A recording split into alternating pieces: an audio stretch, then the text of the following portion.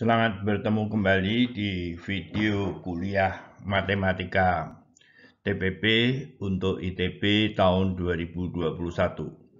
Kali ini kita akan mempelajari deret pangkat ya. Jadi deret pangkat itu adalah perumuman dari polinomial.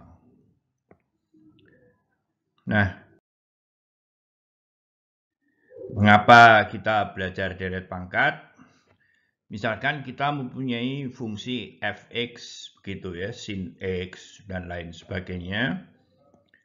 Dapatkah nilai fungsi tersebut dihitung hanya dengan menggunakan operasi aljabar saja, yaitu perkalian ataupun inverse-nya pembagian dan penjumlahan pengurangan ya.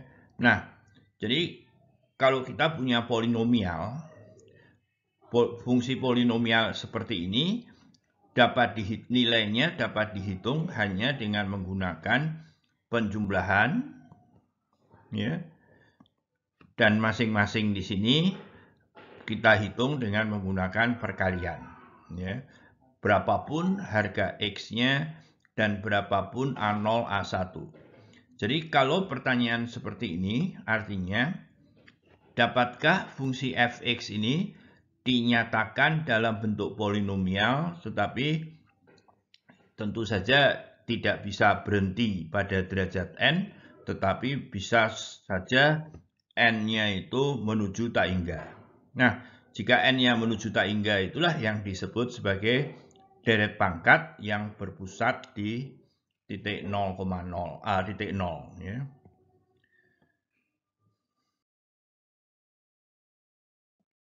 Jadi sekali lagi, misalkan kita punya fungsi fx. Nah, kita akan menghitung nilai dari fungsi ini dengan menggunakan operasi aljabar itu.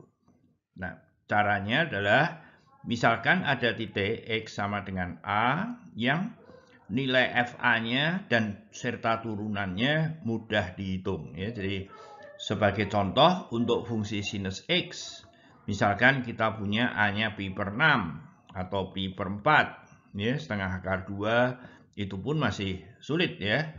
Karena akar 2 ini harus pakai perhitungannya menjadi rumit. Tapi mungkin contoh yang paling ideal adalah pi per 6 karena setengah ya, jadi 0,5.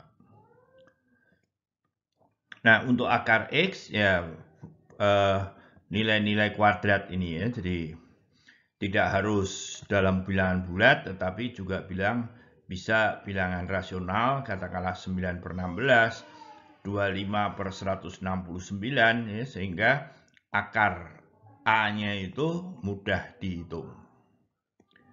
Nah, jadi kita akan menuliskan fungsi fx itu sehingga sama dengan suatu polinom yang dengan n-nya menuju tak hingga. Nah, ini yang disebut sebagai deret pangkat dengan pusat di titik A.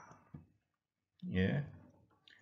Nah, jadi pada akhirnya jika n-nya menuju tak hingga, maka ini yang berbentuk deret ya, dan itu disebut sebagai deret pangkat ya, power ya. Dalam bahasa Inggrisnya power series, pusatnya adalah A ya, karena nilai di sini A itu pusatnya.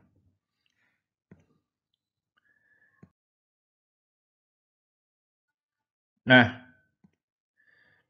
jadi sekali lagi deret pangkat itu punya bentuk seperti ini ya, A0 plus A1 kali X min A, A2 X A kuadrat, disebut deret pangkat ya. Nah, contoh yang paling sederhana adalah jika pusatnya di 0, maka kita punya bentuk X pangkat N, yang pada dasarnya ini adalah deret geometri dengan pembandingnya adalah X. Oleh karena itu dia akan konvergen kalau X-nya itu kurang dari 1 harga mutlaknya. Nah, tadi sudah disebut bahwa dia akan konvergen harga mutlaknya kurang dari 1, atau dengan kata lain nilainya di antara min 1 sampai 1. Nah, jika X-nya lebih besar dan sama dengan 1, maka deret itu divergen. Ya, jadi artinya kalau 1 kita memperoleh 1 tambah 1 tambah 1, sukunya tidak pernah menuju 0. Jadi pasti divergen. Demikian pula halnya dengan bentuk kalau X-nya min 1, kita akan memperoleh bentuk 1, min 1, 1, min 1, dan dia tidak menuju 0, maka deret tersebut pasti divergen. Contoh lain, seper n x pangkat n, ya bentuknya seperti ini. N-nya mungkin ini harusnya ya saya agak salah di sini ya. Mungkin harusnya ini n-nya 1 saja lah, gitu. Ya, ini n-nya 1, harusnya ini jadi tidak ada. Jadi mungkin bentuk yang pas di sini adalah sigma, tidak ada yang pas jadinya. 1 plus n dari 1 sampai tak hingga seper n x pangkat n saja. Ya. Jadi bentuknya seperti itu, maka akan diperoleh deret seperti ini. Ya, jadi kalau n-nya 1, kita peroleh ini, n-nya 2, kita peroleh ini, dan seterusnya. Untuk X sama dengan 1, deret tersebut adalah divergen karena bentuknya adalah 1 ditambah setengah ditambah sepertiga. Ini ada angka 1 lagi juga tidak masalah. Diperoleh deret harmonik yang tentu saja divergen. Tetapi untuk X min 1 kita akan memperoleh deret berganti tanda. Dalam hal ini dia akan konvergen. Ya, jadi ada sedikit perbedaan.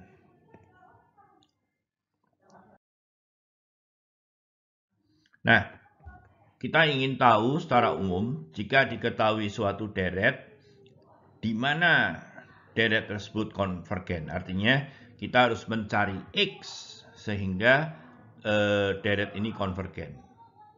Nah, dalam hal ini kita menggunakan uji dengan dirinya sendiri. Kita hitung row-nya, ya. Kita hitung row-nya, kemudian kita peroleh X pangkat n-nya tinggal X, dan dia tidak memuat n, maka dia dikeluarkan, dibagi dengan semua yang ada n-nya tidak keluar dari limit. Nah, kita tahu bahwa dia akan konvergen kalau hasil dari row-nya itu adalah kurang dari 1. Ya, jadi dalam hal itu nanti kita bisa mencari X. Mencari X sehingga deret tersebut row-nya kurang dari 1, maka di daerah situlah deret itu konvergen. Kalau row lebih besar 1, maka deret divergen di X yang memenuhi, dan jika row-nya sama dengan 1, tak ada kesimpulan. Ya, perlu penyelidikan lebih lanjut. Tadi kita sudah melihat bahwa untuk X sama dengan 1 pada slide sebelumnya, deret bisa konvergen, bisa juga divergen. Sekarang kita perhatikan contoh berikut. Jadi di sini n-nya boleh dari 1, 2, atau berapa. Yang jelas harus menuju tak hingga. Ya. Nah, kemudian kita punya deret yang ini adalah an-nya ya. Ini an-nya, kemudian ini x pangkat n. Dalam hal ini kita hitung row-nya suku n plus 1 dibagi suku ke n. Ya. Kemudian seperti biasa x-nya akan tinggal 1. Ya. Kemudian limit yang di dalam yang ada n-nya, 2 pangkat n-nya jadi 2 di sini, betul. Dan kemudian n plus 1 ada di atas, n plus 2 ada di bawah, dan hasilnya seperti ini. Jadi seperti tadi sudah disebut, jika row-nya kurang dari 1, maka x-nya itu haruslah lebih kecil dari 2. Di daerah inilah deret itu akan konvergen. Dan kita tahu bahwa ini dia akan konvergen mutlak karena kita hanya melihat suku-suku yang positif. Dan mudah dilihat juga untuk X lebih besar 2, artinya row-nya lebih besar 1, maka deret itu akan divergen. Sedangkan untuk X sama dengan 2, ya, kalau kita substitusikan di sini, maka kita akan memperoleh deret harmonik, oleh karena itu deretnya divergen. Sedangkan untuk X sama dengan minus 2, kita peroleh deret berganti tanda dari harmonik, yang tentu saja kita sudah tahu bahwa deret ini adalah konvergen. Jadi sebetulnya daerah konvergensinya itu adalah lebih kecil 2 dan lebih besar dari min 2. Oke, lanjut. Ya, jadi ternyata di sini ditinjau, ya. Jadi di daerah sini dia akan konvergen, termasuk di daerah di sini. Ya, tetapi di sini tidak. Ini akan divergen, ya. Di sini akan divergen, di sini akan konvergen, dan di sini akan divergen. Oke. Nah, daerah konvergensi dan jari-jari konvergensi. Jadi secara umum ini pusat 0, sekali lagi diketahui suatu deret pangkat, ya. Deret pangkat ada 3 kemungkinan yang terjadi, yaitu deret hanya konvergen di X sama dengan 0. Jadi misalkan saja yang paling mudah adalah N kali X pangkat N, ya. Oh, tidak. Ya, tidak. Ini mungkin n faktorial begitu. Ya, berapapun yang kita kalikan, dia tidak akan pernah konvergen kecuali X sama dengan 0. Oke. Yang berikutnya, kemungkinan kedua, deret itu akan konvergen di seluruh bilangan real. Ya, paling mudah adalah sigma dari 0x pangkat n, ya. Berapapun x-nya dia akan konvergen. Oke. Nanti juga ada sebetulnya. Jadi sigma x pangkat n per n faktorial, ya. Seperti ini. Kita sudah membahasnya di fungsi eksponensial itu, ya. Ini konvergensinya adalah di seluruh bilangan real.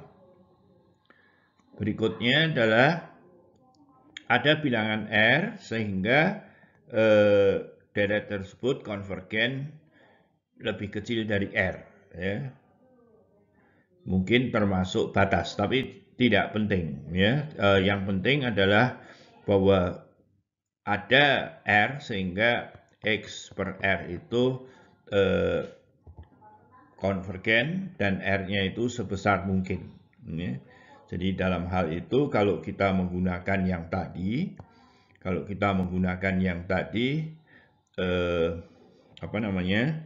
dulu formulanya diberikan begitu, ya. Jadi harga mutlak X limit dari AN plus 1 per AN ini semuanya harus lebih kecil dari 1. Jadi jika demikian X-nya itu lebih kecil dari 1 per limit dari AN plus 1 per AN. Nah, inilah yang disebut sebagai jari-jari itu. Oke. Nah, ini perlu diingat, ya, perlu diingat bahwa ini yang terjadi. Nah, dalam hal dia pusatnya di A, ya, saya kira sama, ya.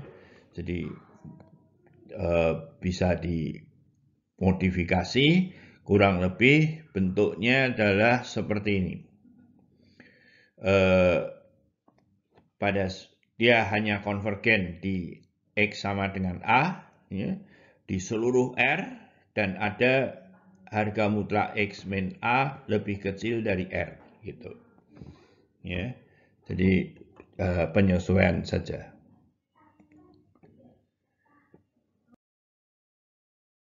Nah, contoh deret pangkat seperti itu. Sekarang kasusnya pusatnya tidak di 0, ya. Pusatnya tidak di 0. Jadi kita hitung row-nya.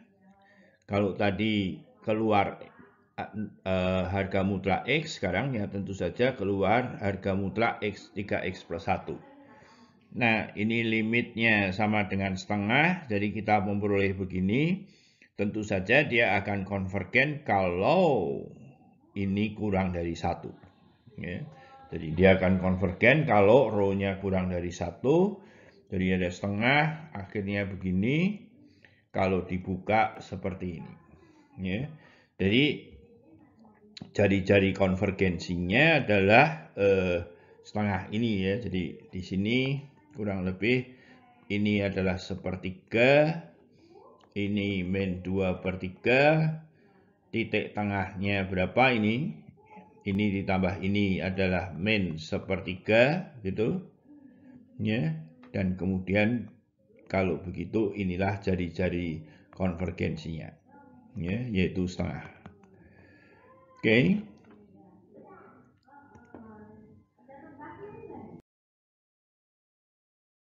Nah, jadi untuk lebih besar 2 ya tadi yang lebih kecil 2 itu konvergen, maka yang lebih besar 2 itu direct divergen.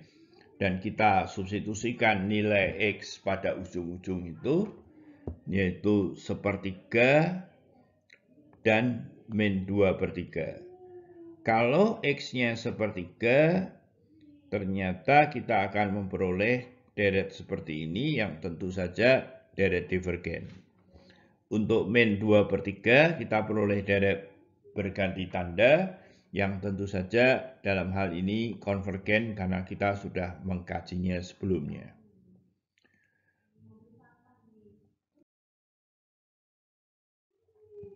Nah, sifat deret pangkat, jadi kalau dia konvergen di X0, ya di satu titik begitu, jadi dalam hal ini pusatnya di 0, dia X0 itu konvergen, katakanlah ya. Nah, pertanyaannya apakah deret akan konvergen di daerah yang lebih kecil?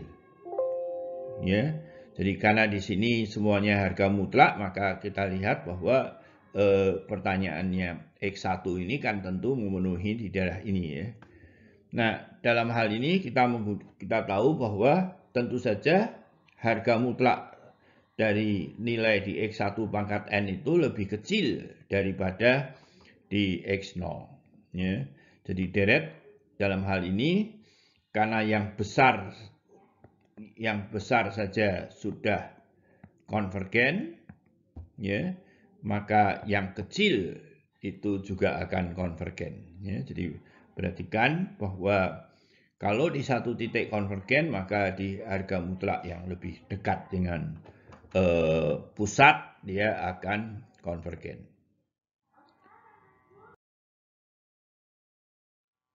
Contoh deret pangkat, sekarang kita punya misalkan deret pangkat Sx, ya, dengan suku-sukunya itu adalah seperti Fibonacci, ya, An sama dengan An-1 ditambah An-2. Jadi artinya A0 dan A1-nya katakanlah sudah diketahui, maka kita bisa menghitung A2, yaitu A1 plus A0, A3, A2 plus A1, demikian seterusnya. Nah, pertanyaannya, deret pangkat ini sama dengan berapa? Nah, jadi seperti tadi sudah saya tulis ya, ini saya lupa kalau sudah saya tulis. Ini adalah suku-suku itu. Nah, jadi kita lihat bahwa Sx itu adalah suku itu semua. Kemudian kalau dikalikan X, maka suku-suku itu akan menggeser ya. A0 menjadi koefisien X, A1 menjadi koefisien X kuadrat, demikian seterusnya. Kemudian kalau suku yang pertama ini saya kalikan dengan X kuadrat, maka suku-suku itu akan menggeser 2 kali. Di sini konstanta menjadi koefisien X kuadrat. A1 menjadi koefisien X pangkat 3. Nah, perhatikan sekarang saya akan memperoleh ini. Ya, bahwa A2 itu kalau saya jumlahkan dengan A1 dan A0, artinya ini Jadi dia 0 ini nanti. Ya. Saya kira ada penjelasannya lebih baik ya di situ. Ya. Ya, jadi ini tadi 0. Nah, di sini pangkat 3 semua. Pangkat 3 itu A3 sama dengan A2 plus A1. Jadi sekali lagi juga 0. Jadi nantinya kita lihat ini habis. Ya. Nah, kalau dijumlahkan kita lihat bahwa di sebelah kiri hanya ada ini, ya, yaitu bentuknya adalah seperti itu, ya. Dan di sebelah kanan ada ini dan ini. Sedangkan yang lain saling menghapuskan, ya. Dengan demikian kita memperoleh Sx adalah ruas kanan dibagi dengan koefisien ini, ya. Nah, sebetulnya ini menarik. Berapa jari-jari konvergensi dari deret ini, ya. Nah, kalau Anda belajar lebih lanjut, kita bisa membuktikannya sehingga kita dapat mengambil kesimpulan dengan lebih cepat, ya. Jadi yang tertarik, ya, ambillah mata kuliah di matematika.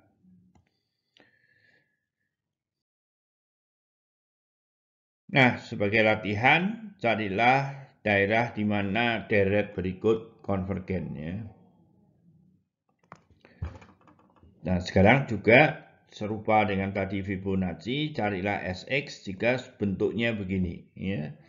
Jadi karena ini A3, maka ada A0, A1, A2 yang tidak diketahui, ya. Nah, itu bentuknya berapa. Oke. Nah, saya kira selesai.